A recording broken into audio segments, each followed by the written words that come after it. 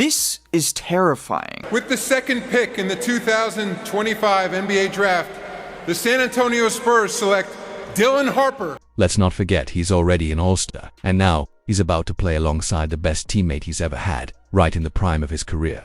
But that's not all. They also drafted the Rookie of the Year, who improved every single month last season, and now they've added 2 new players who might fit perfectly next to Wembanyama, and we have to talk about Dylan Harper.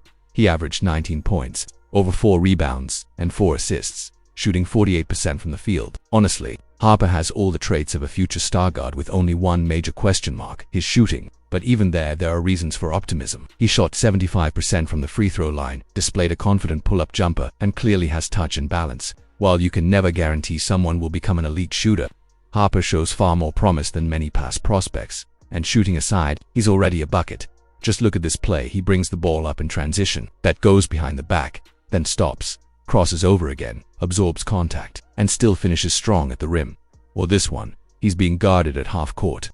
He starts with a behind-the-back move, then splits a double team, Euro steps around a third defender, and scores again. What stands out in all of these clips? Change of speed, change of direction, and one word: fluidity.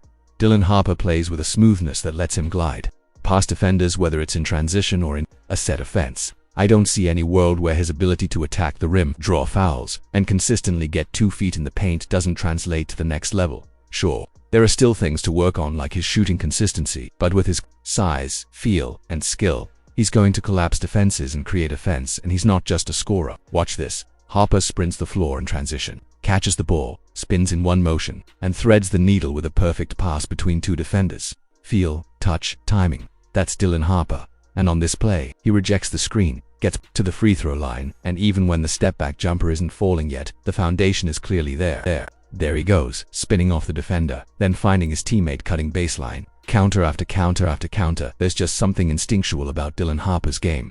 When a defender overcommits, he instantly spins the other way. He slows down, then crosses back with perfect timing. He gets to the rim at will. He makes the right reads.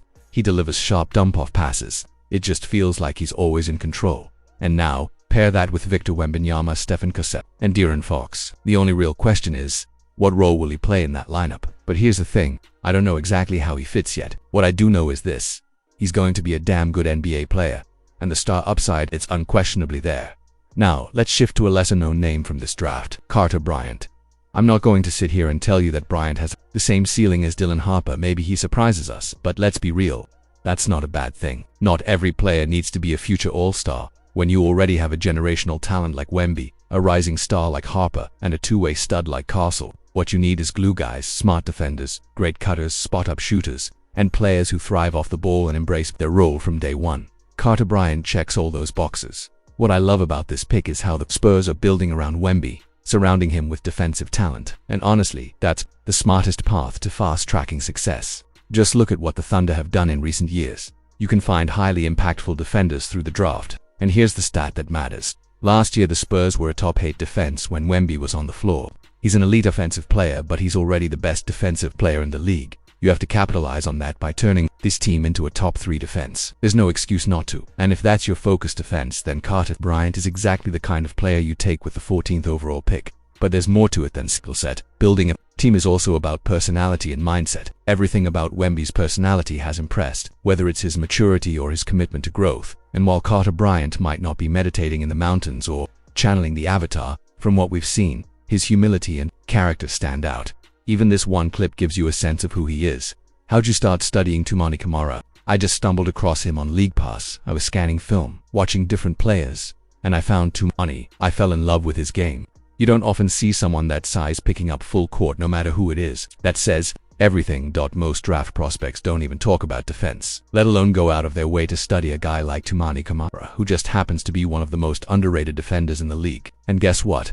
He's the exact type of guy you'd want next to Wemby, Dylan Harper, and Castle. When a player is studying defenders like that, you just know he's locked in. You know he's a basketball sicko in the best way. And you know he's going to be damn good. And if you want to hear about another guy from this class who shouldn't be overlooked, someone who just had an awesome rookie season, click the next video on Stephon Castle. Don't forget to like, subscribe, and I'll see you in the next one. Have a great day. Peace. This should be terrifying for 29 other teams in the NBA. Because a team with the most generational talent we have ever seen just won the NBA draft. Stephon Castle, Dylan Harper, Carter Bryant, and Victor Wembanyama. Every single one of these players is 21 and under. Every single one of these players has the potential to be great NBA players, and for a team that has the back-to-back Rookie of the Year winners, San Antonio just drafted a 6'6" point guard with all NBA level potential, a 6'6" point guard who can split defenses at will, who can get to the rim and finish in a multitude of ways. Think of Cade Cunningham, think of James Harden. He's someone who blends the craftiness of a small guard with the frame of a big guard while still knowing how to use that frame to bully smaller defenders. A genuine star-level talent, and they didn't just settle for making one great selection in the draft. No. They followed it up with the 14th overall pick by drafting one of the best defensive players in the draft, who can cut off the ball, who can shoot, who is highly intelligent offensively without needing the ball in his hands. And in back-to-back years, the Spurs have walked away from the drafts looking like one of, if not the biggest winners. And as I just said, giving Victor Wembanyama this level of help, the entire league should be terrified, and we should talk about the kind of help he's getting, because not only did the Spurs trade for De'Aaron Fox last season, who has almost become